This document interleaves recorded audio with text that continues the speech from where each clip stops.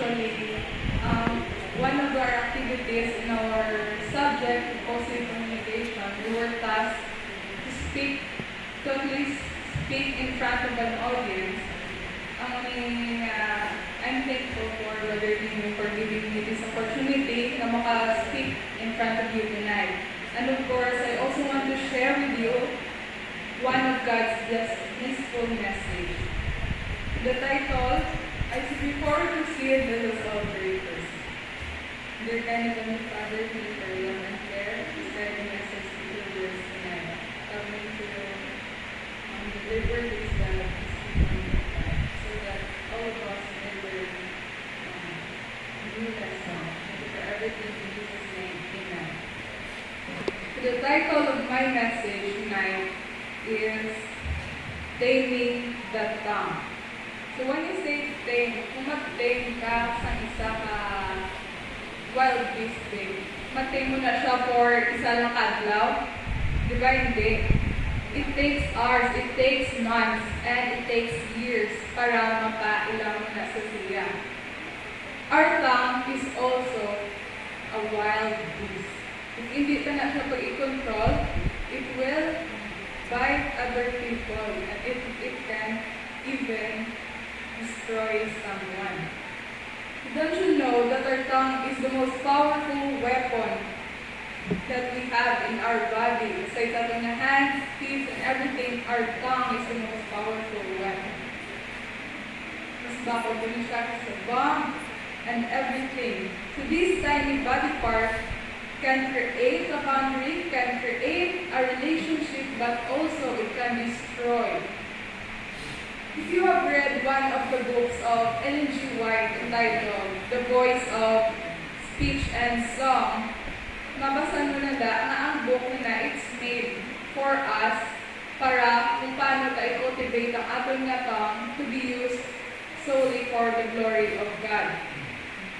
So the book is all about speech as a gift from God, and that we must cultivate it and use it for His ministry. If you are fond of reading Spirit of Prophecy books, this one book is very good. Isa na siya sa recommended to get sa inyo.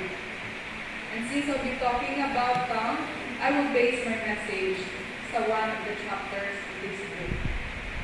According to Rick, our tongue is a supreme blessing from God. So the power of speech is a talent that if rightly used, they are power of God. Ano na lang tayo quite a dila, no? I mean, we can communicate still without using our tongue. Same language, and everything, text. Pero iba din ang impact if we use our tongue. For example, there's an emergency. Tapos, you cannot speak. Then you will have a hard time asking for help. But if you have your tongue, then you can instantly ask for help.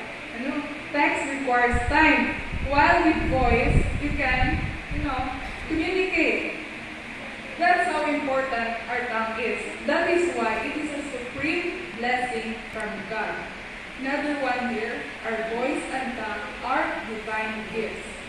When you say divine, diba, anong kasunod sa utok ka?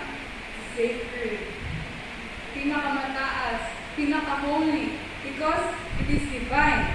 I'm not the one who's saying it is a divine gift, but it's here. It's in Ellen G. White's book, and Ellen G. White is a prophet of God. So our tongue is a divine gift. Almost all our ministry here sa atong nga kalibutan, it all requires voice. Diba? Pati ang whole channel, and even if me speaking here in front, I require my voice para ma-share ko sa inyo tanan. So, ang muna siya ka-important ang ating nga tongue. If rightly used, the tongue can be a power for God. They may express love, devotion, praise, melody to God, or hatred and revenge. So, the tongue is a very powerful weapon. Another one here is, it is a sacred trust. Ang basing Ginoo, it is a sacred trust. Saligan ka sa Ginoo para gamiton ang ato nga tongue in a good way. So the gift of speech is a valuable talent. Instead of speaking evil words, let us use it for the glory of God. Never despise or diminish this gift. One of the stories in Bible that is nang kilala ni siya is ang story of Babel. Diba? Back in Genesis, the people there, after the flood, the people, they did not use their words, their speech to unite for God. Instead, they were united to be like God. Diba? Because the world was one language pa lang, so they can do anything. And then, nang naglabot na sa taas na gate, God said nga, hindi na ni mayuhaw. They did not remember His promises na ginobraya kay Noah nga, hindi na ito maliwat ang flood. And so, God confused their language. And amo na ang subong, there are Chinese, Japanese, American English, and kitang nga Ilonggo. Because of what we did.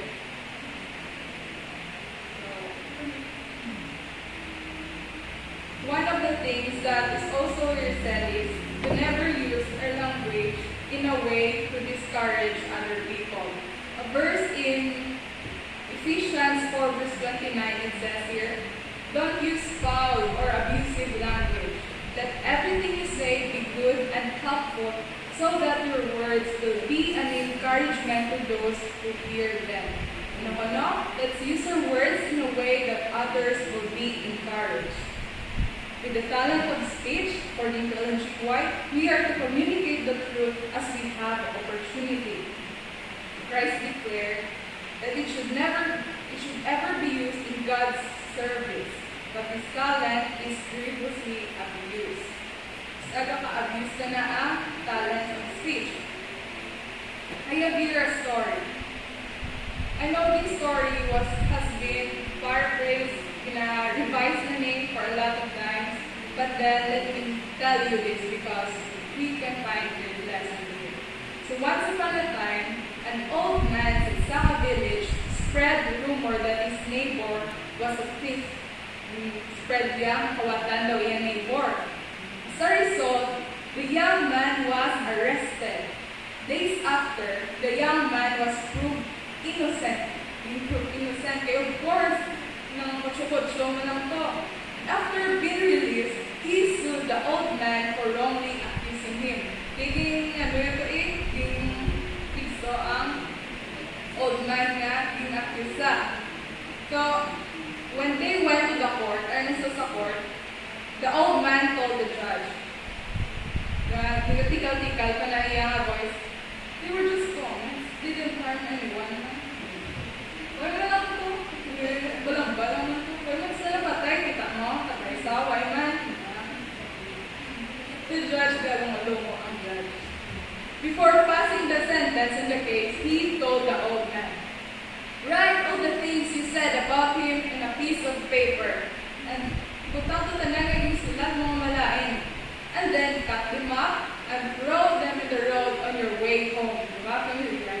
Tomorrow, come back para mabatian mo na kung anong sentensya ko.